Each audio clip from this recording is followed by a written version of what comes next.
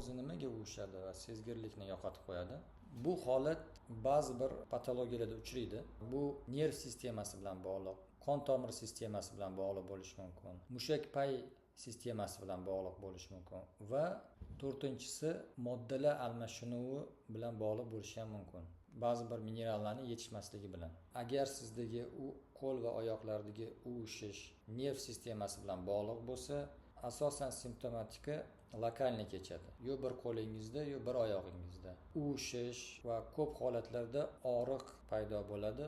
Og'riq va uvishishlar tanani ma'lum bir holatga qo'yganingizda kamayishi va ba'zi ma'lum holatlarda ko'payishi bilan kechadi. Bu simptomlarni oldini olish asosan to'g'ri turmush tarzi bilan bog'liq. Ya'ni telefonda, yo kompyuterda, yo kitob o'qib o'tirganingizda qaddingizni tik tutib o'tirishingiz, bo'yningizni to'g'ri holatda ushlashingiz, yengil gimnastikalar qilishingiz va ish jarayoningizda vaqti bilan, masalan har yarim soatda dam berib, o'sha vaqtda yengil gimnastikalar qilishingizni tavsiya qilamiz.